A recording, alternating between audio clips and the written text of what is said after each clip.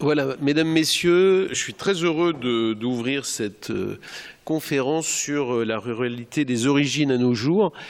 Très heureux de vous accueillir dans le plus bel amphi de notre maison, l'amphi qui est consacré à notre fondateur, à l'abbé Grégoire.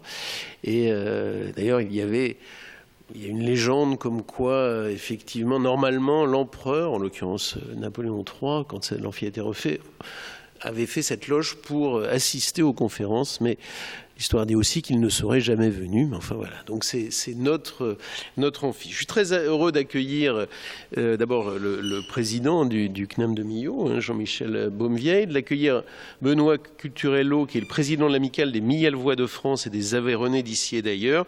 Et puis, évidemment, un merci tout particulier à Philippe Malaroni. Philippe Malaroni, qui est le directeur du CNAM de Millau. Et c'est évidemment tout un symbole que nous soyons à Millau. Merci à vous toutes et à vous tous d'être là. Et puis, merci à ce moment de rapprochement de tous les Aveyronnais de Paris. Quelques mots sur cette question de la ruralité et sur ce qu'elle peut représenter pour un grand établissement public comme l'est le Conservatoire national des arts et métiers. Souvent, la ruralité est présentée plutôt comme quelque chose d'à part, quelque chose de différent. Or, c'est très clairement une richesse, une force, surtout dans un pays comme la France, où, en tant qu'historien de l'époque contemporaine, on peut mesurer combien la ruralité est une force. Par rapport à ce que représente la ruralité pour un grand établissement d'enseignement supérieur, de formation professionnelle, ça pose un certain nombre de questions. D'abord, probablement, tout ce qui a trait au rural au sens large n'est pas assez traité dans nos formations, dans notre recherche. Et il y a beaucoup de domaines sur lesquels nous sommes en train d'avancer et qui nous semblent importants pour traiter cette question-là. Je pense à la question de l'agroalimentaire, et nous sommes en train d'ouvrir une chaire sur cette question-là qui sera positionnée en Bretagne sur les questions de sécurité alimentaire, et notamment liées à l'élevage, et qui évidemment dans cette région, mais avec vocation, comme le fait, j'y reviendrai, le CNAM a vocation à essaimer ces formations. Il y a beaucoup de questions autour de l'économie sociale et solidaire, de l'associatif, qui sont aussi objets à la fois de recherche et de formation. Il y a des questions liées à de nouvelles formes de tourisme, je pense au tourisme vert, au tourisme rural. Et puis c'est l'occasion aussi de souligner combien ces territoires peuvent être eux-mêmes porteurs de formation. J'étais d'autant plus convaincu de cette idée, Philippe en sera témoin, que quand je suis arrivé au CNAM, j'ai écrit on m'a demandé d'écrire un contrat sur l'établissement. Alors, contrat qui portait un nom compliqué, parce que c'était le contrat 14-18. Donc, mais je rappelle, c'est pour 2014-2018, c'était pas, voilà. Et dans ce contrat, à un moment, j'avais mis l'idée, c'est pour ça que ça me fait plaisir d'être là, j'avais mis l'idée qu'il fallait aller vers un CNAM de la ruralité. Et je dois dire que beaucoup des Parisiens, des Parisienno-parisiens, de tous les Jacobins, moi je suis tourangeau, donc je ne suis pas parisien, ont beaucoup ri et se sont un peu gaussés de cette ambition.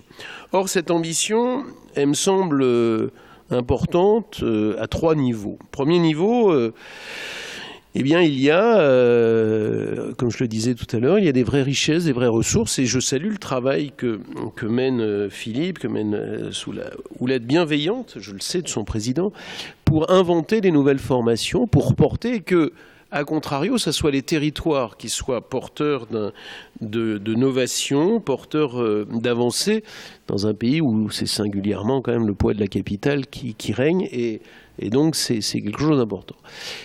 On avait aussi, et je voudrais le rappeler, on avait effectivement organisé, c'était l'année dernière, organisé notre séminaire à Millau, à l'invitation de Philippe. Et on avait pu mesurer combien, séminaire de l'ensemble des directeurs des centres en région, combien il y avait des problématiques fortes de ces questions rurales, que ces problématiques avaient vocation à être relayées par l'ensemble de nos centres et avaient vocation à devenir des nouveaux sujets et des nouvelles créations. Et je voudrais finir sur ce point qui est effectivement très important.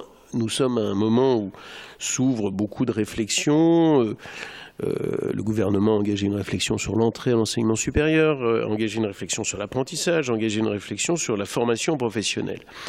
Or, ce qui est très clair aujourd'hui, c'est que, en tout cas vu du CNAM, la formation professionnelle doit être deux choses. Elle doit être un droit pour l'ensemble de nos concitoyennes et de nos concitoyens, et elle doit être aussi un levier d'inclusion sociale. Et sur des territoires ruraux, des territoires qui par définition ont besoin d'avoir ce lien, ce circuit d'information, nous sommes convaincus que le CNAM peut être une bonne réponse, parce qu'il y a le numérique et que nous relayons nos formations à distance, parce que il y a de plus en plus, et je fais un appel à tous les élus ou les futurs élus, il y a de plus en plus de collectivités, je pense à des municipalités qui souhaitent devenir des acteurs de la formation professionnelle, donc qui sont capables de relayer ce que nous faisons, et donc répondre, surtout quand le législateur a choisi de faire des régions, de grandes régions, peut-être un peu trop grandes. Je parle un peu de chez vous. La région est quand même assez grande, le Grand Est c'est pareil. Nous avons, je crois, et j'en suis, c'est quelque chose qui nous motive beaucoup, un devoir d'essayer de répondre et d'essayer de faire deux choses.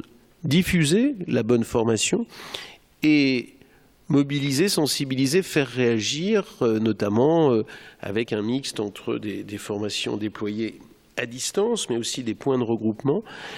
Et grâce à la sensibilisation, grâce à un territoire, à la mobilisation des territoires, ceci est possible.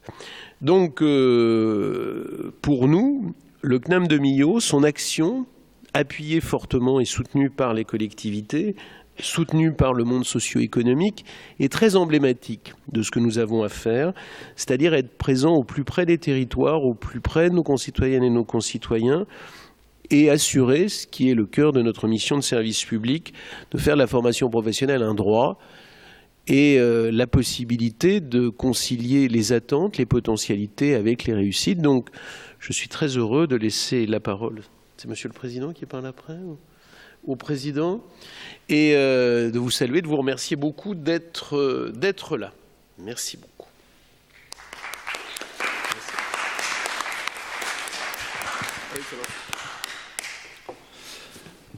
Vous savez, lorsque on rentre dans ces lieux, on sent le poids de l'histoire.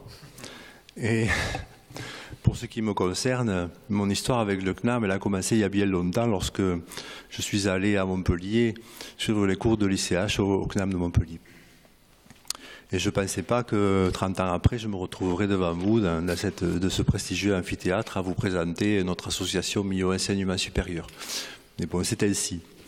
Et j'ai grand plaisir à être parmi vous. Lorsqu'on me demande de présenter Millau Enseignement Supérieur, on me demande souvent c'est quoi le CNAM? Alors pendant longtemps, j'ai répondu sur les missions essentielles du CNAM, la formation tout au long de la vie, la diffusion de la culture scientifique et technique. On me répondait oui, c'est bien, bon voilà. Et puis un jour, on est venu ici avec notre vice-président Robert Dilulot qui est là. Et à l'entrée du CNAM, il y avait à cette époque-là une grande affiche avec une jeune femme. Et sur cette affiche, il y avait « Le CNAM a changé ma vie ». Et depuis, donc, lorsqu'on me demande de présenter le CNAM de Millau et d'ailleurs, et ses missions, non, mais je dis voilà, le CNAM c'est ça. C'est des gens qui sont motivés, qui vont, après leur travail au cours du soir, en l'occurrence elle avait suivi les cours de l'ENTEC, elle était dans le tourisme et elle est devenue expert comptable chez KPMG. Voilà. Donc c'est un parcours remarquable, comme il y en a des milliers au CNAM. J'aurais pu citer le mien, mais j'hésite toujours à le faire. Voilà. Donc le CNAM c'est ça. Et je crois que nous avons dans nos territoires apporté ces missions. Alors pour ce qui me concerne, je suis devenu président du CNAM parce qu'il y a une dizaine d'années de cela, l'ancien président Jacques Rambier, qui avait fondé avec d'autres passionnés le CNAM de Millau il y a 25 ans, a décidé de passer la main et il est venu me voir en me disant à peu près ceci. Monsieur Baumevieille, vous êtes diplômé du CNAM et ça vous a pas trop mal réussi. Vous avez un devoir envers cette institution de transmission des valeurs auprès des populations défavorisées de nos territoires. Nous avons décidé de vous confier la présidence de notre association. Alors, présenté comme ça, c'était difficile de refuser. Ce qu'il ne m'avait pas dit, c'était que bon, l'association n'était pas très en bonne santé financière, ajoutant à cela que nous étions logés dans un ancien dispensaire, pour ceux qui connaissent Millau, dans l'Hôtel Dieu. Et donc c'était mieux que rien, parce que la municipalité de l'époque avait fait avec les moyens du bord. Mais bon, donc ce qu'on a fait avec Philippe, on était bien seuls à ce moment-là. On s'est retroussé les manches, on a géré, comme dirait notre commissaire aux comptes, à la véronaise. On a rétabli l'intégrité, la visibilité de nos comptes. On a frappé à toutes les portes auprès des collectivités. On a développé les formations. On a multiplié les partenariats avec d'autres centres de formation et on est arrivé à ce que cette association puisse prendre sa vraie mesure dans le territoire. Nous avons eu l'appui des municipalités, elles se sont toutes succédées, alors elles ont plus ou moins d'attrait pour l'enseignement supérieur en général, mais globalement les municipalités nous ont soutenus et en 2013, nous avons, grâce à la région et la municipalité de l'époque, intégré le pôle d'enseignement supérieur à Millau, qui regroupe l'IFSI, l'école d'infirmière, donc, et le CNAM de Millau. Voilà. Donc ça a été une reconnaissance pour nous parce que déjà on nous logeait correctement, nos auditeurs sont accueillis dans des conditions optimales pour travailler correctement. Et donc ça a été à ce moment-là, donc on a quitté le dispensaire de Ceausescu pour venir dans un établissement moderne, adapté avec toutes les techniques qu'il faut aujourd'hui pour pouvoir recevoir les enseignements. En 2016, donc vous l'avez rappelé, monsieur l'administrateur général, on a eu le plaisir et l'honneur de vous recevoir pendant 3 jours à Millau pour vos travaux du CNAM national. Et on en a été très, très honorés et je tiens ici à vous en remercier chaleureusement au nom de toute l'association Millau Enseignement Supérieur. Voilà. Ça a été pour nous une reconnaissance et du travail accompli et on a été très, très, très touchés par votre venue. Voilà. Pour finir, je voudrais dire que pour moi, le CNAM, vous l'avez compris, il a aussi changé ma vie, professionnellement d'abord, puisqu'il m'a beaucoup aidé dans mon métier, et puis aussi personnellement, au travers de Millau Enseignement Supérieur. C'est une formidable aventure humaine, on le voit, on est tous réunis ici aujourd'hui. Oui, je n'aurais jamais pensé venir un jour vous présenter Millau Enseignement Supérieur dans cet amphithéâtre en présence de l'administrateur général. Et ce qui nous caractérise aussi et surtout, maintenant que nous avons fait quand même rentrer beaucoup de nouveaux membres, la jeune chambre économique, etc., je ne vous les cite pas tous, ils sont nombreux. Ce qui nous caractérise aussi, c'est l'amitié. Et ça, nous y tenons particulièrement, j'y tiens beaucoup. Et nous faisons tout pour transmettre ces valeurs-là, qui c'est aussi une valeur du CNAM, l'amitié. Voilà. Je vous remercie. Merci. Alors moi, je ne suis pas étudiant au CNAM, mais je suis très heureux de m'exprimer dans un de ces amphis les plus prestigieux. Donc tout d'abord, merci d'être venu en nombre ce soir pour cette conférence, La ruralité des origines à nos jours. Nous allons nous intéresser ce soir à une partie de l'histoire de France, à une partie de l'histoire des hommes dans l'espace rural, et également nous allons essayer de percevoir les spécificités de la ruralité. Qu'est-ce qui caractérise la ruralité? Et peut-être finalement nous intéresser à ce qui est l'essence même de la France. Donc tout d'abord cette soirée elle a été possible grâce au concours d'un certain nombre de personnes et des institutions. Tout d'abord le CNAM de Paris, représenté par M. Olivier Faron, le CNAM de Millau, qui a travaillé donc, le sujet, la Fédération nationale des amicales aveyronnaises, nouvellement nommée Aveyronnais d'ici et d'ailleurs, représentée ce soir par M. Philippe Clarisse, et enfin grâce à Philippe Malaroni, qui va vous présenter avec passion son travail. Alors, parler de la ruralité et défendre la ruralité en plein cœur de Paris, je crois qu'il n'y avait que les Aveyronnais pour oser. Ça déjà, on peut partir là-dessus. Mais pourquoi? Parce que finalement, l'histoire de l'Aveyron à Paris illustre une partie de l'histoire de la ruralité. En fait, les Aveyronnais sont des populations qui ont connu toutes les contraintes de la ruralité, les contraintes qui pouvaient être économiques, les contraintes qui pouvaient être sociales, des contraintes sanitaires, et donc ils les ont vécues à travers l'histoire. Ils vivent encore ces contraintes aujourd'hui, et ces différentes contraintes ont amené les Aveyronnais, plus que d'autres populations d'autres départements, à émigrer massivement. Alors d'abord, cette émigration, elle se faisait jusqu'au XIXe siècle, plutôt vers le midi languedocien, et c'était une immigration qui était plutôt saisonnière. Et à partir de 1880, cette émigration aveyronnaise, elle change radicalement, et elle s'oriente massivement vers la ville lumière, vers Paris. Donc ça, c'est un phénomène très, très marqué, puisque en 2 décennies, à la fin du XIXe siècle, vous avez 50 000 Rouergas qui s'installent à Paris. Et ils vont être rejoints petit à petit par de nouveaux arrivants. Bon.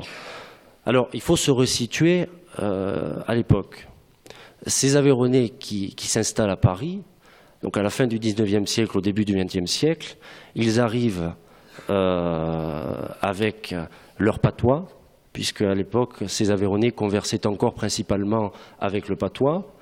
Ils arrivent avec, en bas de l'échelle sociale, puisqu'ils vont commencer par exercer des métiers comme manœuvre cocher de fiacre, porteur d'eau, livreur de charbon. Donc ils vont être en bas de l'échelle sociale, contraints par la langue, et il va y avoir de véritables difficultés d'intégration. Et alors finalement, comment s'en sont-ils sortis ? C'est intéressant. Comment est-ce qu'on en est arrivé à notre époque? Eh bien, c'est finalement la culture de la ruralité. C'est l'esprit du villageois qui a fait que ces Aveyronnais ont su s'intégrer dans une ville qui comptait à la fin du XIXe siècle déjà 3 millions d'habitants. Alors, cette culture, elle s'est traduite par la création d'un certain nombre d'amicales, dont l'amicale des Miavois de Paris, qui est centenaire. Elle a été créée en 1908. Et à travers cette solidarité, cette entraide, eh bien, ils vont progressivement s'élever dans la hiérarchie sociale. Et aujourd'hui, pas de chance pour les Parisiens, les Aveyronnais sont partout.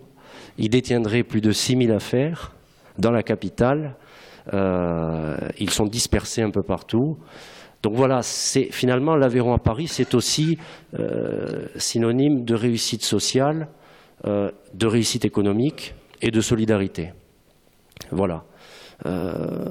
Et donc voilà, on peut dire que cette culture de la ruralité, on peut dire que la ruralité, elle s'est vécue à Paris et elle se vit encore à Paris.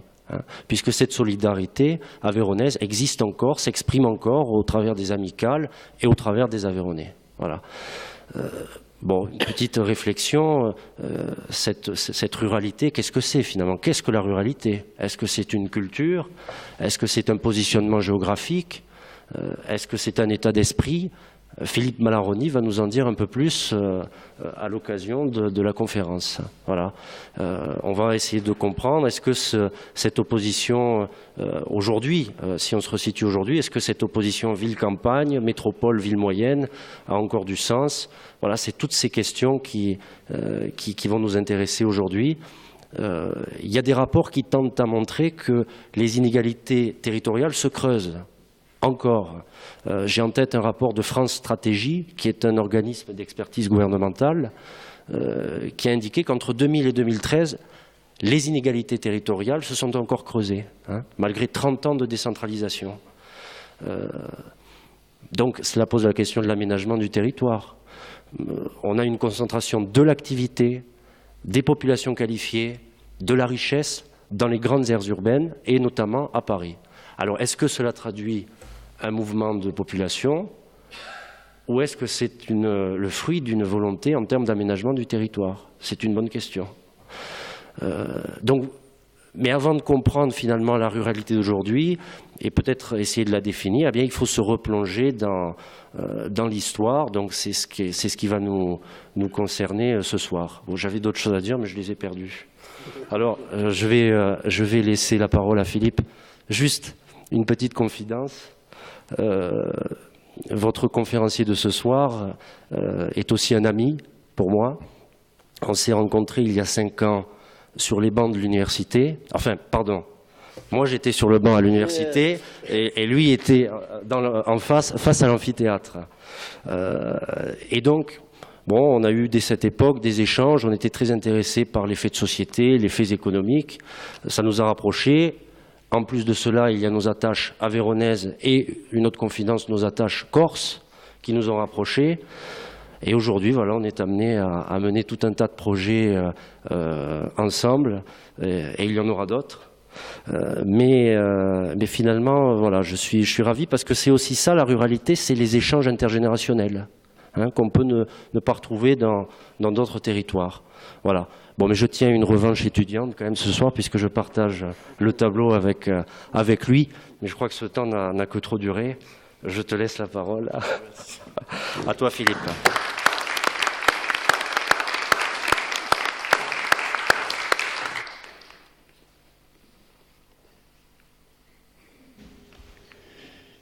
Monsieur l'administrateur général, mon cher président, mes chers présidents, mesdames, messieurs, c'est avec grand plaisir que je viens là ce soir vous présenter une conférence sur la thématique de la ruralité. Alors forcément, la thématique de la ruralité, c'est une thématique qui m'est chère pour plusieurs raisons. Il s'avère que, bon, je ne vais pas vous raconter ma vie, mais j'ai été enfant élevé aussi dans un petit village de 2000 habitants. Je suis resté quelques années, mon papa était professeur dans le village. Mais je crois que ces premières années ont inévitablement contribué à faire de moi un futur rural. Ensuite, les années sont passées et puis je suis allé à l'université, j'ai fait des études de mathématiques, de statistiques. Et puis un jour, après avoir travaillé, j'ai voulu reprendre des études et j'ai entrepris de faire des études en économie rurale. Voilà. Donc c'était déjà un lien qui était relativement fort. Et ensuite, eh bien, professionnellement, je me suis retrouvé un jour directeur d'un centre du Conservatoire national des arts et métiers sur un territoire rural. Donc ça en était trop. Et inévitablement, je crois que la ruralité et moi, c'est aussi une longue histoire. Entre-temps, pas mal de travaux consacrés à la ruralité, sur les monnaies locales, sur le développement territorial, des travaux qui concernent également la marque agricole. Bref, je pense là aussi progressivement à un certain nombre d'études, de recherches, de lectures qui font qu'aujourd'hui je suis là devant vous avec, je crois, un regard un petit peu expert concernant cette ruralité. Et puis, au sein du CNAM, je suis aussi ravi de porter ce que j'appelle et ce que nous appelons peut-être maintenant le CNAM des champs face au Conservatoire national des arts et métiers urbains. Là aussi, c'est une belle histoire. Il faut éclairer l'ignorance qui ne connaît pas et la pauvreté qui n'a pas les moyens de connaître, mais aussi également le CNAM pour tous et partout. Et je crois que ça, c'est aussi une belle devise et nous essayons à notre niveau de faire en sorte que le CNAM soit aussi pour tous et partout. Et nous essayons aussi d'être ce joli CNAM des champs. Alors, bien évidemment, il y a plusieurs éléments que nous pouvons retenir. Tout d'abord, lorsqu'on parle de développement économique territorial, je suis assez sensible à une relation qui dit qu'il n'y a pas de rupture sans filiation. Il y a toujours une filiation. Cette filiation, il faut la trouver et je crois qu'on ne peut pas avancer par simple rupture. On a les pieds sur terre et les pieds sur terre, inévitablement, c'est les pieds sur 1000 ans d'histoire.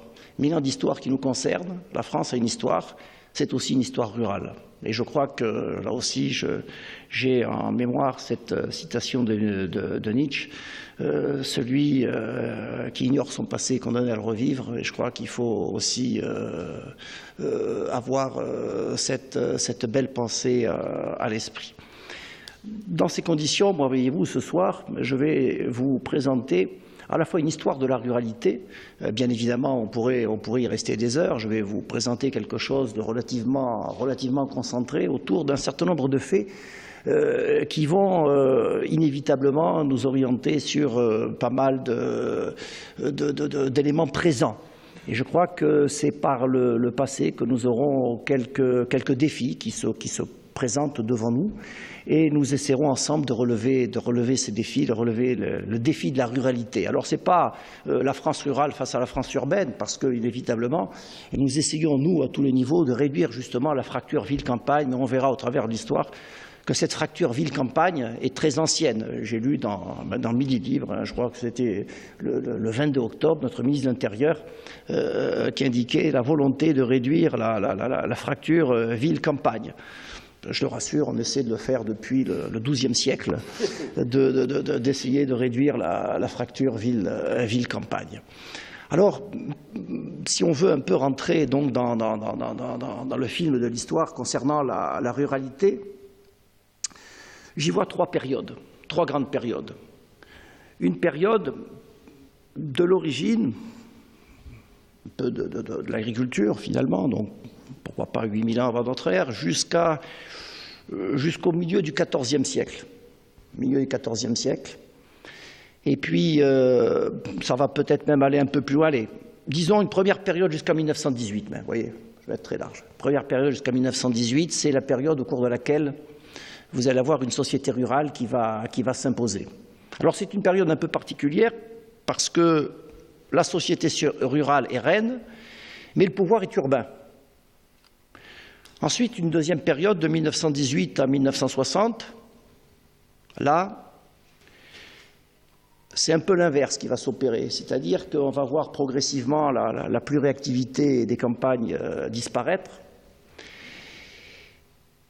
Et finalement, le pouvoir va reposer sur des valeurs rurales entre 1918 et 1960. Et à partir de 1960, on a un espace rural qui est désormais un espace agricole, avec un pouvoir qui revient de plus en plus à la ville, à l'urbain, et inévitablement, au lieu de réduire la fracture ville-campagne, on accélère, on accentue au contraire la fracture entre la ville, la campagne, entre l'urbain et le rural. Alors, essayons d'examiner un petit peu tout cela et nous terminerons ensuite sur un certain nombre de propositions, je crois qu'il est bon de faire, et qui montrent que la ruralité, ce n'est pas simplement une histoire, mais c'est aussi, ça concerne également le présent. Alors, lorsqu'on observe cette première période jusqu'à 1918, période au cours de laquelle on vit avec une civilisation rurale portée par une société rurale, il y a une toute première sous-période qui va jusqu'au milieu du XIVe siècle, comme je l'indiquais tout à l'heure. Cette première période, elle va voir progressivement le fait que le fait agricole va être étendu à toute la France. C'est très progressif. Également, au cours de cette période, on va voir, à partir notamment du Xe siècle, une période de croissance agricole, très nette. Croissance agricole, période d'innovation également. Et ce qui est intéressant, notamment à partir du XIIe siècle, c'est que la croissance est telle que, dans ces conditions, on va pouvoir générer un petit surplus agricole. Oh, le surplus n'est pas exceptionnel, mais on génère un surplus agricole et donc on va voir progressivement la ville là aussi se développer. Et quelque part, à partir du XIIe siècle, C'est le début de la fracture entre la ville et la campagne. Une rupture qui repose sur deux, trois choses. La ville, c'est la liberté.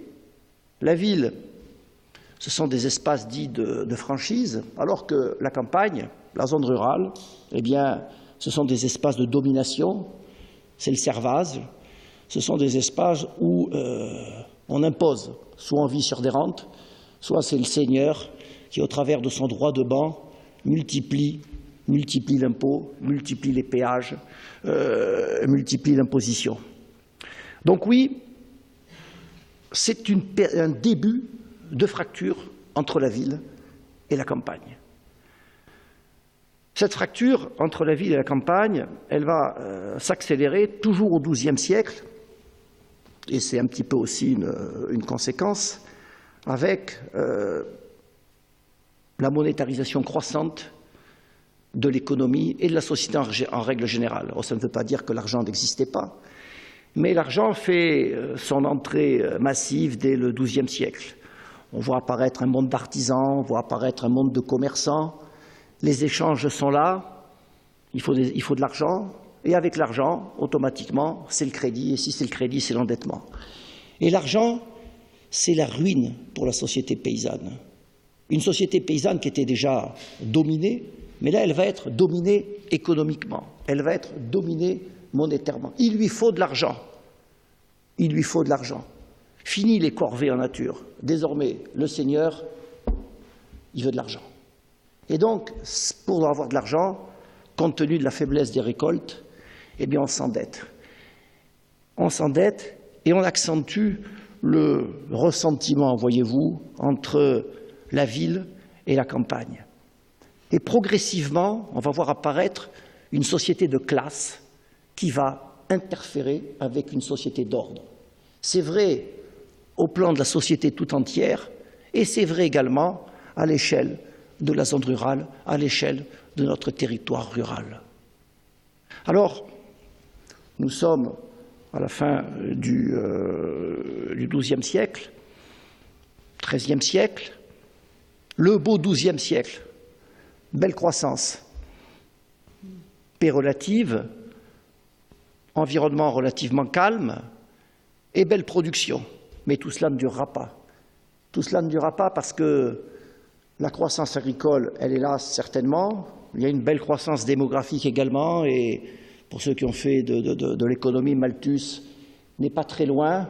On atteint le point où effectivement la croissance agricole, la production agricole ne suffit pas pour satisfaire les besoins d'une population grandissante, et eh bien, la nature ou la nature humaine, les calamités humaines, les fléaux sont bien là pour venir faire en sorte que ce point de rupture, eh bien, on ne le rencontre pas. Alors ce point de rupture, on l'a aux alentours, on l'a au milieu du XIVe siècle, c'est la peste de 1348. Ce point de rupture, on l'a avec la guerre de 100 ans. Inévitablement, la famine. Et là, on a les trois cavaliers de l'Apocalypse, la guerre, la famine, la peste. Nous sommes en 1348, on est au milieu du XIVe siècle. C'est un vrai basculement. La France passe d'une situation de prospérité, mais prospérité relative, bien évidemment, à une situation de grande détresse. Cette grande détresse, elle va durer 5 siècles, inévitablement 5 siècles. 14e, 15e, 16e, 17e, 18e siècle. 5 siècles chaotiques. 5 siècles chaotiques marqués par la misère, marqués de temps en temps par des révoltes, marqués par des fléaux naturels, marqués par des calamités humaines. La misère, elle sera toujours présente. C'est un peu, voyez-vous, le fil conducteur. 14e, 15e, 16e, 17e, 18e siècle, on pourrait même prolonger au 19e et début du 20e. La misère est toujours là. C'est la conséquence de la monétarisation de notre économie, de l'économie. C'est le numéraire qui est présent. La misère, c'est la conséquence de l'endettement. La misère, c'est la conséquence d'une imposition phénoménale. Bref, Cette misère, elle est d'autant plus difficile à supporter que les productions agricoles sont extrêmement faibles et la famine n'est jamais loin. Nous avons des famines exceptionnelles, 1693, 1694, on va mourir de faim en France, les morts de faim, autant de morts que durant les guerres de la Révolution et de l'Empire. Donc la misère, elle est bien présente. Alors, de temps en temps, inévitablement, le monde paysan, le monde rural se révolte. Les premières révoltes, on les a aux alentours de l'an 1000, et ensuite, elles vont se succéder.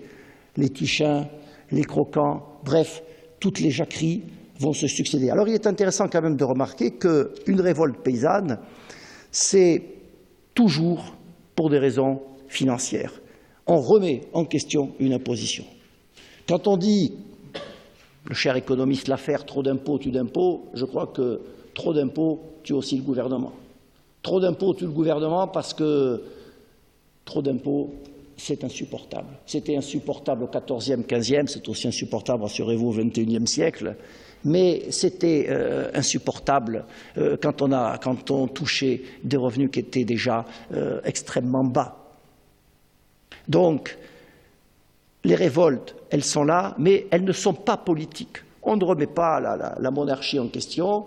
C'est la raison pour laquelle souvent elles sont relativement désorganisées, même si d'ailleurs au XVIIe siècle, en France, vous avez un tiers du territoire, durant le XVIIe, qui est en état de rébellion, qui échappe à tout pouvoir, un tiers du territoire. Alors, durant ces 5 siècles, eh bien, les fléaux naturels touchent la peste. La peste ne sera jamais éradiquée, elle sera toujours plus ou moins là, alimentée par la famine. Les épidémies seront légion, c'est la conséquence de la pauvreté, c'est la conséquence de la misère. Et les calamités humaines, c'est la guerre. La guerre, c'est une saignée économique, c'est une saignée monétaire, c'est une saignée humaine. Et la guerre, on l'a tous les ans, on l'a tous les ans.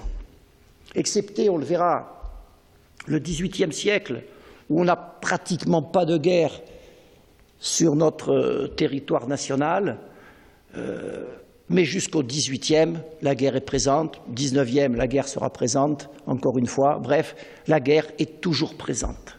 C'est un quotidien, ça fait partie de notre environnement et nous avons tous ici en tête, au sein de nos familles, encore les traces, soit du conflit 14-18, soit encore du conflit 39-45. Donc la guerre, il y avait cette forme de tradition malheureuse et qui touchait souvent le monde rural. Ces 5 siècles sont également marqués par de fortes fluctuations. C'est vrai que la classe paysanne, la classe prolétarienne agricole, elle vit sous la domination d'une production agricole d'une grande faiblesse et également, je dirais, sous l'autorité d'une classe politique rentière qui vit sur le dos des paysans, qui vit sur le dos des ruraux.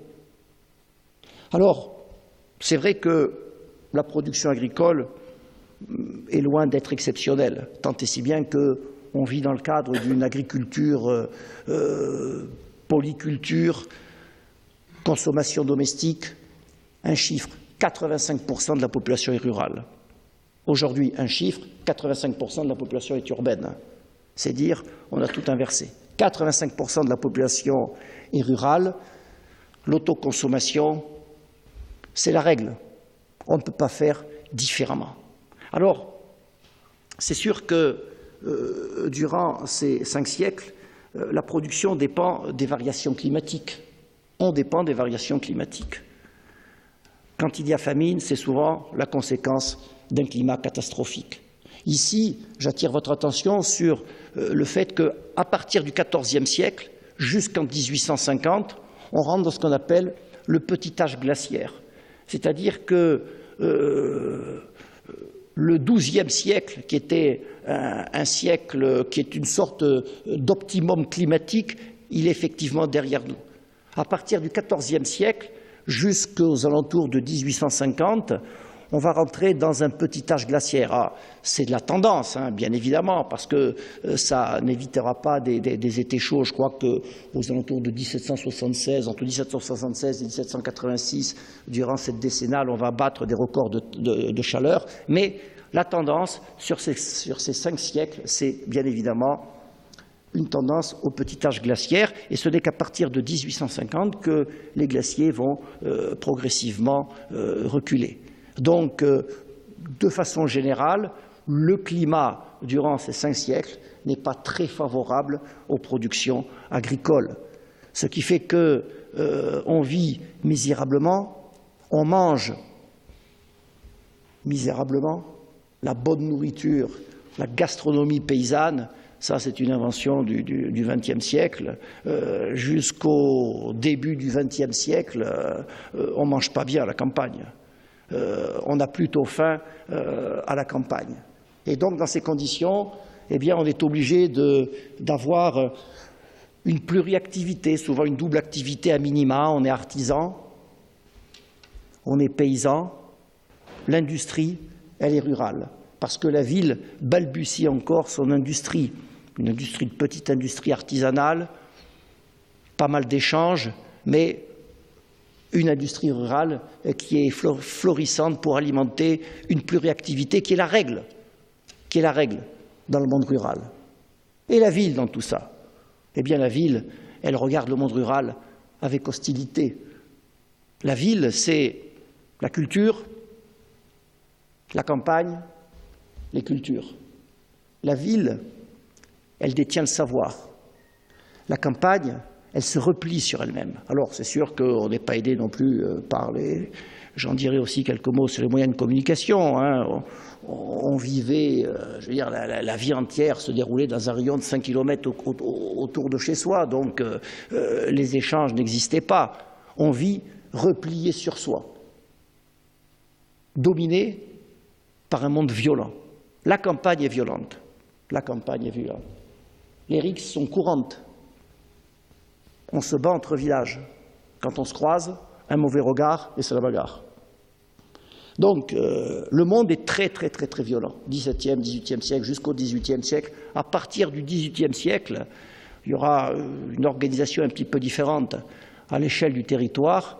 On pourrait dire une police, si vous voulez, mais en tout cas, un peu plus de sécurité, un peu plus de sûreté. Mais c'est la violence qui caractérise le monde rural. Un monde replié sur lui-même et qui vit déjà, dès le XVIe siècle, avec la nostalgie du temps passé. Au XVIe siècle, on regrette déjà le bon vieux temps.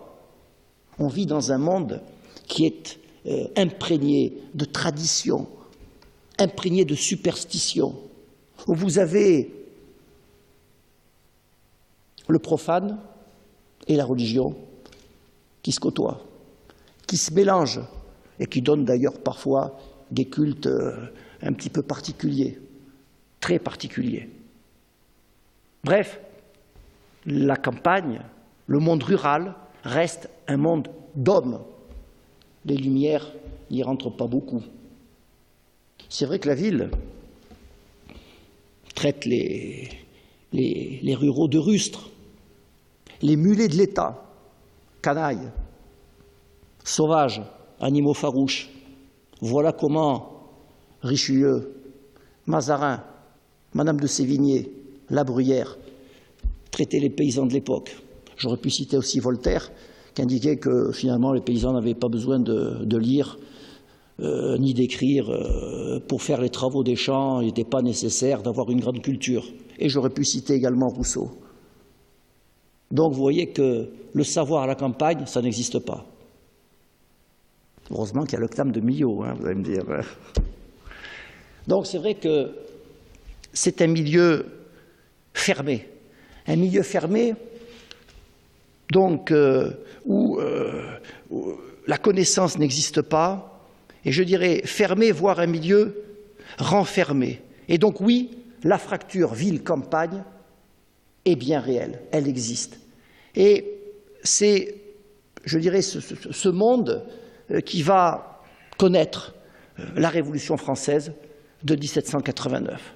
Alors, 1789, finalement, c'est quoi? Eh bien, c'est à la fois la fin d'un monde et la poursuite d'un autre monde, parce que les ruraux, les paysans, ils vont rentrer finalement sur la pointe des pieds dans la Révolution française, qui est au départ une révolution urbaine, et ils vont gagner quoi? La fin de la féodalité, c'est pas rien. 3 dates emblématiques. 4 août 1789, 10 août 1792, 17 juillet 1793, la féodalité n'existe plus. Elle n'y reviendra plus. C'est terminé. La monarchie reviendra. Louis XVIII, effectivement, Charles X, Louis-Philippe, on les reverra. Il y aura une restauration. Mais nulle terre sans seigneur, cette maxime ne s'appliquera plus. La féodalité, c'est fini. Les droits de ban, c'est terminé. Le droit de fort mariage, c'est terminé. Tout cela est terminé. Donc oui, voilà ce qui est intéressant pour la ruralité. On pourrait parler aussi de la vente des biens. La vente des immigrés, des biens des aristocrates qui sont partis, la vente des biens d'église. Ça va donner naissance d'ailleurs à une certaine aristocratie aussi rurale, une classe rurale, différentes classes rurales, qui vont profiter d'ailleurs de l'occasion pour asseoir une certaine notoriété, donner naissance à une sorte, on le verra, de bourgeoisie locale, de bourgeoisie rurale quelque part. Mais le rêve d'un autre monde, le rêve d'un monde qui serait fait d'égalité pour une petite classe rurale, celui-là, c'est terminé. Babeuf, j'aime bien Babeuf des fois. Oh, t'es un anarchiste. Je ne suis pas un anarchiste, hein. Mais quand même, quelque part, de temps en temps, il y a une ou deux citations qui me plaisent chez lui. Lorsqu'il dit « Les gouvernants font la révolution pour gouverner, moi j'ai fait la révolution pour le bonheur du peuple ». C'est beau, hein? Il a été guillotiné pour ça. 1797, il a été guillotiné. On en guillotine encore aujourd'hui, hein. Plus de la même façon, mais cette phrase, cette citation, elle est quand même, je crois, assez intéressante, assez percutante. Bref, la Révolution française, si on enlève les droits féodaux, pour la petite ruralité, au fond, ça n'a pas changé grand-chose. Ça n'a pas changé grand-chose. C'est un monde qui continue. Au contraire, 1789, c'est l'exaltation de la propriété privée. Et on rentre dans le 19e siècle. Alors, comme je vous l'ai dit, suite à 1799, à 1789, le 19e siècle s'inscrit entre, je dirais, la continuité d'un monde et le changement, entre continuité et changement. La continuité, une sorte de stagnation, c'est les inégalités sociales que l'on peut rencontrer au sein des territoires ruraux qui vont perdurer. Au sein d'un territoire rural, vous avez principalement 5 classes. Vous aviez les salariés agricoles, effectivement, les manœuvriers, petits manœuvriers. Vous aviez ensuite les laboureurs, les gros laboureurs et les riches fermiers. 5 classes. 5 classes. L'inégalité sociale, l'inégalité rurale, elle est bien là. Elle est bien là. Donc ça va se poursuivre. On continue et ça donnera lieu d'ailleurs à ce qu'on appelle ensuite les coqs de village, lorsque les municipalités vont se constituer autour de cette bourgeoisie rurale, cette bourgeoisie locale. La continuité, c'est, je dirais, la stagnation des productions agricoles. Effectivement, les productions agricoles semblent rencontrer, encore une fois, un plafond. Alors oui, il y a eu la révolution agricole du XVIIIe siècle. Oui, il y a des domaines qui font 300 hectares alors que les autres domaines sont très petits. Oui, on évolue avec, en théorie, des techniques nouvelles. Oui, l'agronomie a fait des progrès, mais il n'en demeure pas moins qu'il suffit de regarder encore l'Aveyron au début du XIXe siècle. On a encore du mal à passer de la fossile à la faux.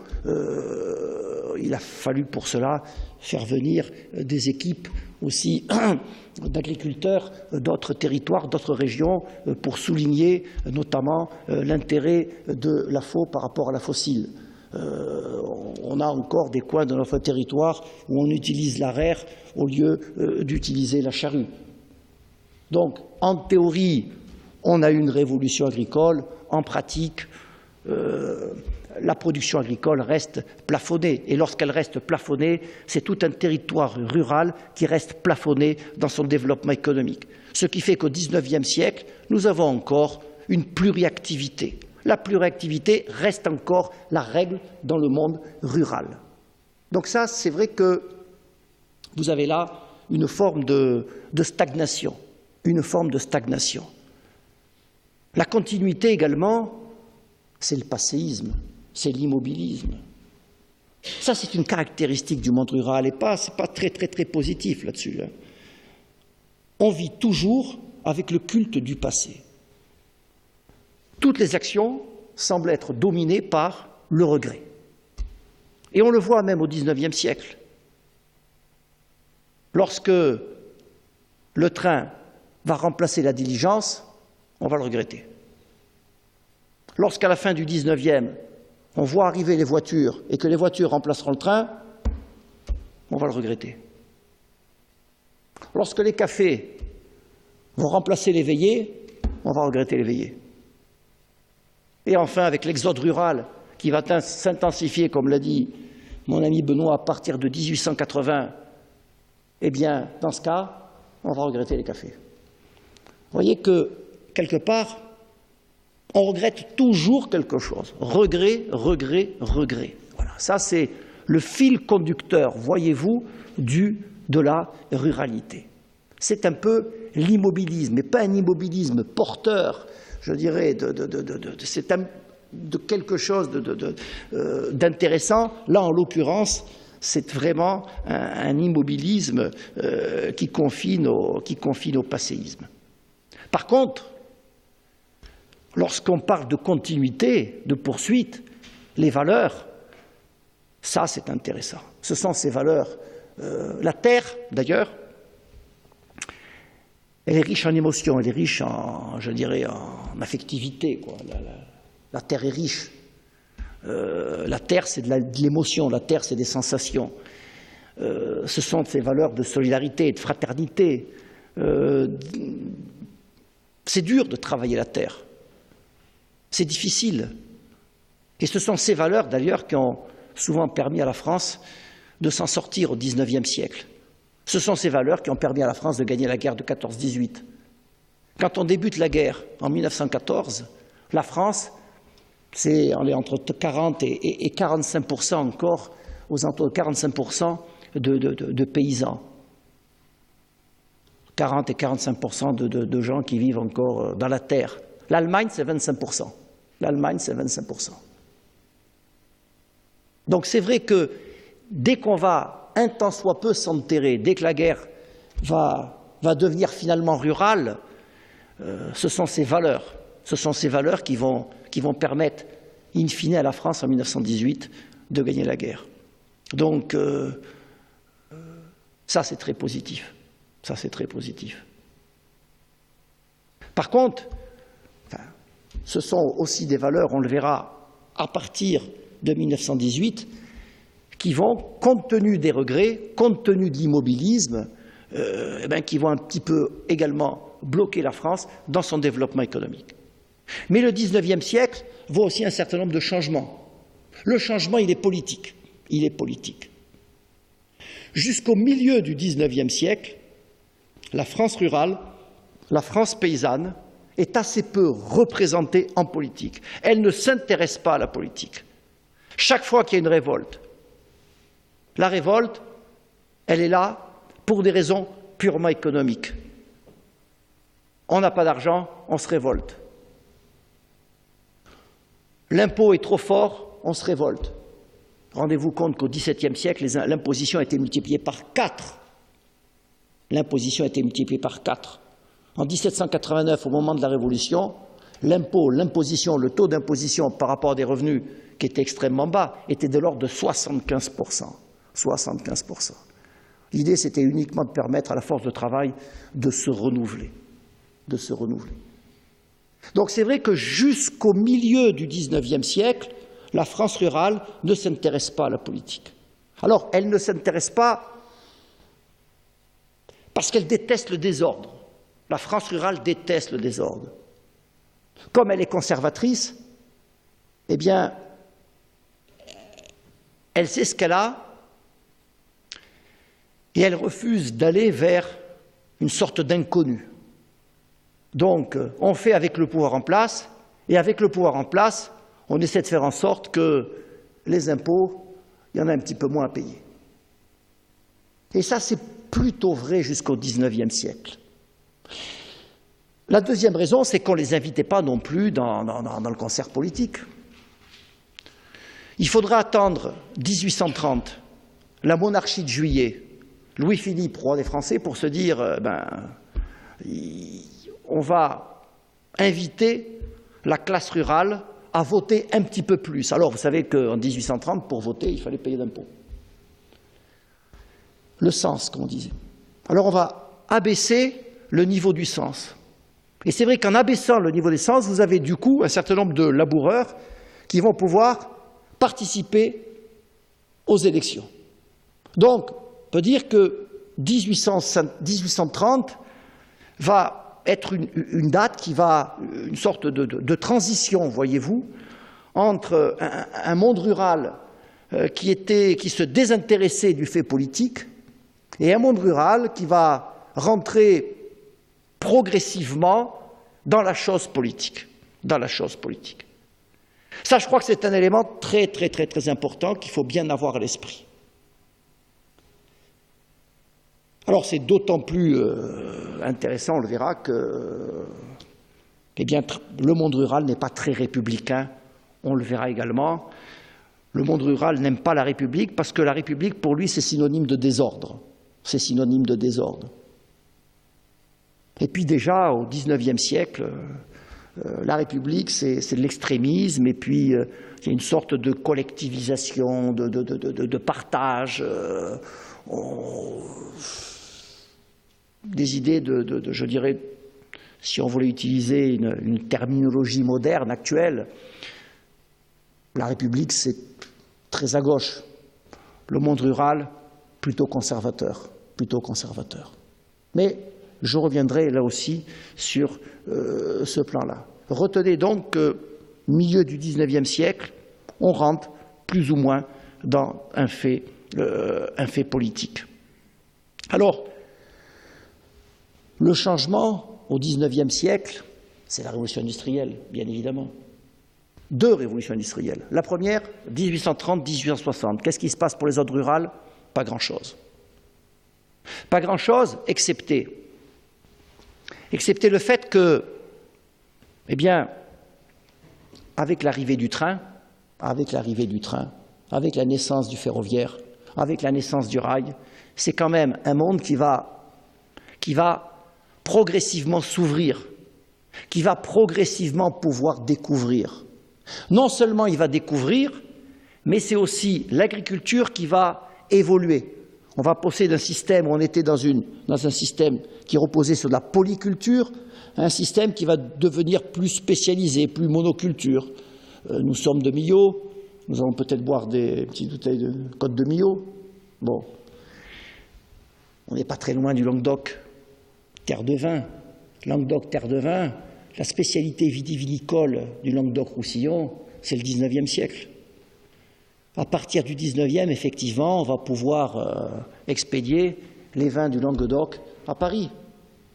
Ce qui n'était pas rentable avant, compte tenu des coûts de transport qui n'auront pas cessé de diminuer avec le chemin de fer, ce sont les vins du Languedoc qui vont envahir Paris et qui vont pouvoir être exportés d'ailleurs aux quatre coins de France. Donc ça, c'est vrai que le rail, c'est un véritable changement. Autre changement aussi intéressant, toujours un peu dans le cadre de cette révolution industrielle, même si c'est postérieur à 1860, c'est le service militaire. 1872, service militaire obligatoire. Alors ça, c'est quelque chose d'important parce que avec son service militaire, on va sortir de la campagne, on va sortir de son territoire rural, on va découvrir. On découvre et on revient ensuite chez soi en ayant découvert l'autre. Voilà. Parce que c'est vrai qu'en zone rurale, et encore je l'ai vu au XXIe siècle, on ne se déplace pas beaucoup. On se déplace pas beaucoup. J'étais au mariage du fils de mon président et je discutais avec des amis. Il s'est marié à 15 km, 25 km de Millau. Mais il y a des gens, ça faisait 15 ans qu'ils n'avaient pas fait 25 km. Ils m'ont dit, c'était bien Saint-Afrique hein, quand même, hein. Mais ça a changé. Hein. 25 km, 15 ans, ils n'avaient pas fait 25 km. On est au XXIe siècle. Hein. Alors vous imaginez au XIXe, c'était l'ennemi. Remarquez, ça reste toujours l'ennemi. Hein. Je suis président du club de football de Millau. L'année prochaine, on risque d'avoir des derby chauds avec Saint-Afrique. Donc oui, les rivalités, elles existent. Les rivalités sont bien présentes. Elles sont là. C'est vrai qu'on est sur un monde qui s'oppose. Le changement, c'est le service militaire qui va permettre de découvrir. C'est l'instruction aussi. Je vous dis que jusqu'au XVIIIe siècle, c'était un monde qui était peu pénétré par les Lumières, peu pénétré par l'école. À partir du XIXe siècle, on va voir un monde qui va davantage s'ouvrir. Alors, vous avez des dates phares. Vous avez une date, 1848, Institut national d'agronomie. À partir du milieu, là aussi, du XIXe siècle, on va avoir à la fois, au sein des territoires ruraux, un enseignement agricole, des fermes pédagogiques, des écoles régionales d'agriculture qui vont se développer dès le milieu du XIXe siècle. Et parallèlement à cet enseignement agricole, à partir de 1880, c'est l'enseignement public. Voilà. C'est Jules Ferry, c'est 1880, l'enseignement public obligatoire, 1882, l'enseignement public devient laïque, ça aussi c'est une nouveauté. Donc oui, le changement, il est bien réel, il est bien réel. Alors, le changement, il est aussi agronomique. C'est vrai qu'on va se mettre à utiliser la faux plutôt que la fossile. On va utiliser les engrais phosphatés, on va utiliser les engrais azotés. Il est certain que la production va quand même croître. Et progressivement aussi, on va arriver entre 1850 et 1880, c'est l'apogée de la civilisation rurale. Voilà. On atteint une sorte de pic. Un pic d'ailleurs qui est à la fois la conséquence d'une demande urbaine qui ne cesse de croître, compte tenu de la révolution industrielle, et d'une production agricole qui, là aussi, compte tenu des innovations, sera en mesure de répondre à cette demande. Et là, tout va bien. La demande augmente, l'offre augmente, les prix augmentent, les revenus augmentent, le chiffre d'affaires augmente. L'exode rural entre 1850 et 1880 est stoppé. On dirait même qu'il y a un retour à la campagne, tant la campagne devient riche. On est au maximum, au sommet de la civilisation rurale entre 1850 et 1880.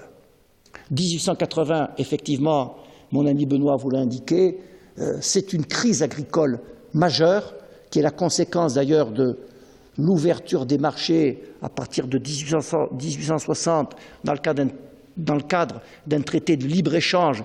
Les marchés sont ouverts. Un certain nombre de nouveaux pays, notamment des pays d'Amérique du Sud, viennent concurrencer les pays, je dirais, de l'Europe traditionnelle. Et là, c'est la dégringolade. Les prix qui chutent, et dès qu'on rentre dans une logique déflationniste, c'est l'asphyxie pour l'économie. C'est ce qui va se passer à partir de 1880, notamment, essentiellement pour l'agriculture, avec à la clé un exode rural massif. Mais là, mon ami Benoît vous a dit déjà un petit peu ce qui s'était passé, notamment et concernant l'immigration aveyronnaise forte à partir de 1880. Alors, le changement, eh bien, il est aussi politique, je vous l'ai indiqué.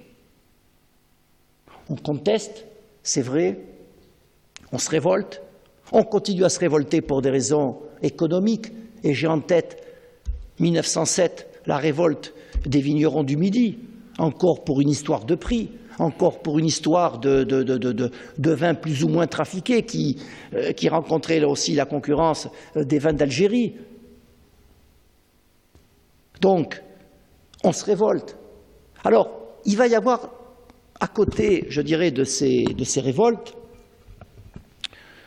un certain nombre de réponses organisées aussi. On commence à s'organiser à partir de 1880. Notamment en 1884, la loi Waldeck-Rousseau concernant le syndicalisme. Et c'est la naissance du syndicalisme en agriculture, avec la rue d'Athènes à Paris, syndicat plutôt conservateur, on pourrait dire aujourd'hui le père de la FNSEA, si vous voulez, et puis de l'autre côté, vous avez le syndicat Boulevard Saint-Germain, avec à la clé, on pourrait dire le syndicat Confédération Paysanne, je schématise, mais je ne suis pas loin, même si je caricature un petit peu, de ces tendances. Nous sommes en 1880, la contestation est bien là. Ça aussi, c'est le changement. Je vous l'ai dit, à partir de 1880, le monde rural sera présent dans la politique. Jules Ferry dira d'ailleurs, la République sera la République des paysans ou ne sera pas. La Troisième République a compris que pour vaincre, il fallait impérativement se mettre avec la classe paysanne. On ne peut pas maintenir un gouvernement, une institution, sans la classe agricole, sans la classe paysanne. C'est vrai que jusqu'en 1918, on a évolué avec une société rurale qui était dominée politiquement par une classe urbaine. Mais à la fin du XIXe siècle, la société rurale, elle monte au créneau, elle sera aussi représentée politiquement, même si durant les 10 premières années de la Troisième République, le mariage va être plutôt douloureux. Je cite un avocat républicain, Gaston Crémieux, qui s'écrira « Majorité rurale, honte à la République ». Honte à la République. Les ruraux et la République, jusqu'en 1880, ça ne fait pas bon ménage. Ça ne fait pas bon ménage. Même si la classe rurale est divisée. Lors du coup d'État de Napoléon III en 1852, Béziers se révolte. Béziers se révolte, le Midi, que l'on peut qualifier de Midi rouge, se révolte. Il est plutôt républicain. Mais la grande majorité de la classe rurale est plutôt conservatrice. Sauf qu'à partir de 1880, et c'est aussi une date importante, 1880, non seulement c'est la crise, non seulement c'est un monde rural qui va accepter la main tendue par le gouvernement, mais c'est un monde rural qui va, à partir de cette date, devenir très dépendant des gouvernements. Très dépendant des gouvernements. Jusqu'en 1880, il y a une forme d'ignorance qui s'opère. À partir de 1880, il y a une sorte de dépendance qui se crée. De dépendance qui se crée. Et on va faire plaisir d'ailleurs à la classe rurale dès 1880 en adoptant dès 1884 les lois Méline, des lois ultra-protectionnistes qui auront pour conséquence de protéger la France, de mettre la France à l'abri de certaines importations agricoles, agroalimentaires. Donc, c'est à la fois une victoire pour le monde agricole, une victoire pour la classe rurale, mais c'est aussi une dépendance qui pourra être un jour lourde de conséquences. Nous sommes en 1918, nous avons gagné la guerre, nous sortons de cette guerre à la fois heureux de l'avoir gagnée, mais on sort de la guerre en 18 avec des ruraux qui ont gagné et qui, au travers de leurs valeurs et, je dirais, de cet aspect un peu passéiste, immobiliste, va peut-être un peu plomber le redressement de la France au lendemain de 1918. Même si, quelque part, en 1918, on peut dire aussi que le développement du capitalisme va achever d'éliminer les industries rurales traditionnelles. Entre 1918 et 1960, c'est la fin de la pluriactivité des campagnes. Ceci dit, et c'est là aussi le paradoxe, c'est-à-dire qu'au moment où le monde rural, économiquement, va peser de moins en moins, politiquement, c'est là où il pèsera. Et il pèsera même pour afficher un certain nombre de théories durant le gouvernement de Vichy, 1940-1944, avec notamment les agrariens. Et là, on est une sorte de sommet. C'est-à-dire que le monde rural, certains du monde rural, vont s'emparer du pouvoir pour afficher un certain nombre de considérations. Alors, au lendemain de 1918, voyez-vous, globalement, nous sommes en présence d'une ruralité qui présente un exode rural massif, une vie sociale qui va s'étriquer aussi. On sera moins religieux à la campagne. Les fêtes, progressivement, deviendront un petit peu plus laïques, un petit peu moins religieuses. Le célibat va aussi va régner dans les campagnes.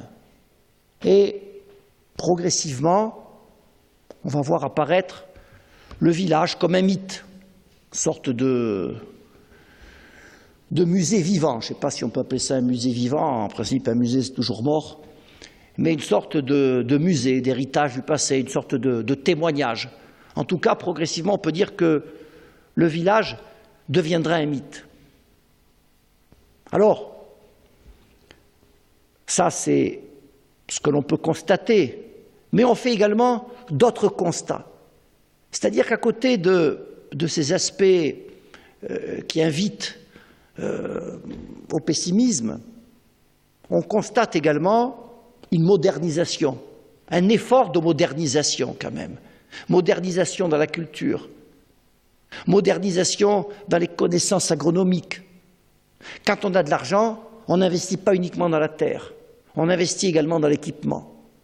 Et puis aussi, il semble que l'on dise aussi oui à la variété alimentaire. Jusqu'en 1918, il n'y a pas énormément de variété alimentaire.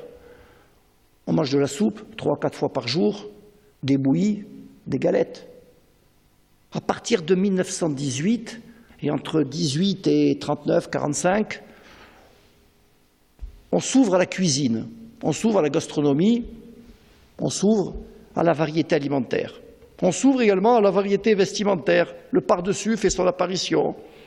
On abandonne un petit peu les blouses. On met de côté le béret. On va apparaître la casquette. Ce sont des éléments forts. Effectivement, le modernisme frappe. On va également moderniser les habitations. Rendez-vous compte qu'en 1968, vous aviez encore 50% des habitations qui avaient 50 ans. Et vous en aviez également, et vous en aviez même 50. Alors il y en avait 50 qui avaient 50 et les autres qui en avaient même plus d'un siècle. C'est-à-dire qu'on avait un habitat rural qui était très ancien, très ancien. Donc on va moderniser, on va essayer de moderniser tout cela. Bien évidemment, tout cela, ce sont des efforts. C'est vrai que la ville va s'inscrire dans la campagne avec des loisirs qui vont devenir un petit peu plus urbains. On le voit au travers des danses. Certaines danses classiques du 19e relèvent plus du folklore. On s'ouvre à la ville. Le loisir, il est plus individuel, il est un petit peu moins collectif.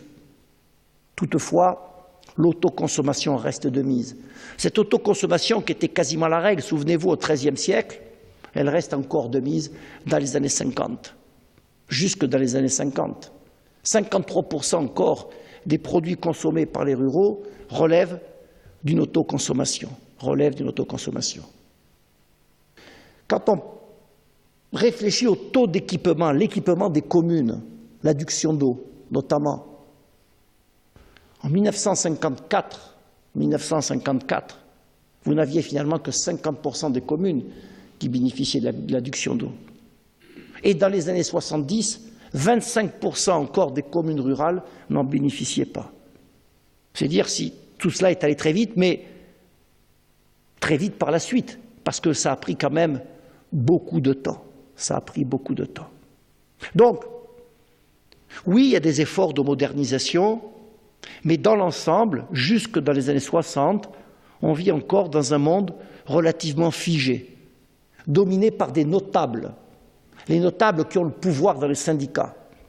Les syndicats ruraux appartiennent aux notables ruraux. Il faudra la révolution silencieuse, Michel de Baptiste. Faites en sorte que les jeunes ne gouvernent pas trop tard, dira-t-il. Et les jeunes vont progressivement prendre le pouvoir. On voit d'ailleurs apparaître entre les deux guerres ce qu'on appelle le mouvement des jeunesses agricoles chrétiennes, les Jacques, qui seront très puissantes. On peut remarquer d'ailleurs au passage le rôle des prêtres. On a connu les prêtres ouvriers, il y aura aussi les prêtres ruraux, les prêtres agricoles qui vont être à l'origine aussi de cette révolution silencieuse. Si avant 1945, on baigne dans un climat très religieux, après 1945, le climat sera davantage économique, le climat sera davantage orienté vers la technique, bref, le climat sera davantage moderne. Ceci dit, les notables sont encore là, et c'est vrai qu'entre 1940 et 1944, vous avez un courant rural ultra-conservateur qu'on a appelé le courant agrarien qui va orienter les grandes lignes du gouvernement de Vichy. Le maréchal Pétain, maréchal paysan. La terre ne ment pas, disait-il. La terre ne ment pas, disait-il. Et vous aviez un certain nombre de théoriciens, comme Jacques Leroy-Ladurie, qui partaient du principe que pour les paysans, le marxisme était le pire fléau possible. Donc oui, nous sommes en présence d'un courant entre 40 et 44, courant très particulier qui tourne le dos à la fois au libéralisme, qui tourne le dos au collectivisme. C'est un courant très particulier qui repose sur des valeurs ultra-conservatrices, mais des valeurs terriennes. C'est peut-être aussi la raison pour laquelle ce monde rural, même s'il a résisté, même s'il a participé au combat de la libération, dans les faits, les organisations rurales seront absentes des conseils de la résistance et la corporation agricole sera dissoute en 1944. Donc, entre 45 et 60, c'est vrai qu'on a une France rurale qui rentre un petit peu, qui rentre de façon particulière dans ce monde nouveau. Vous savez, il y a un historien anglais qui lui, alors, il tranche carrément, il voit, quand il observe l'histoire de l'humanité, c'est avant 45, après 45. Voilà. Jusqu'en 1945, c'est le Moyen-Âge. Après 1945, c'est un autre monde. Et bien, dans cet autre monde, dans ce nouveau monde, entre 45 et 60, c'est vrai que le monde rural, il rentre un petit peu, il rentre de façon différente. Voilà. En tout cas, sur la pointe des pieds, avec un syndicalisme fort, une représentation politique qui est bien réelle également. Hein. On verra qu'on pourra parfois dire que le Sénat, c'était une sorte de chambre d'agriculture. Hein. 56% des sénateurs, qui étaient des sénateurs ruraux, représentaient 33% de la population. Et on a qualifié à l'époque le Sénat, effectivement, de chambre d'agriculture. Donc, c'est un monde un peu particulier. Ceci dit, entre 1918 et 1960, c'est bien progressivement la fin, je dirais, de l'omniprésence de la société rurale. La société rurale, elle sera de moins en moins présente, accentuant ainsi la fracture entre la ville et la campagne, accentuant ainsi l'opposition entre la ville à vocation industrielle tertiaire et le territoire rural à vocation agricole.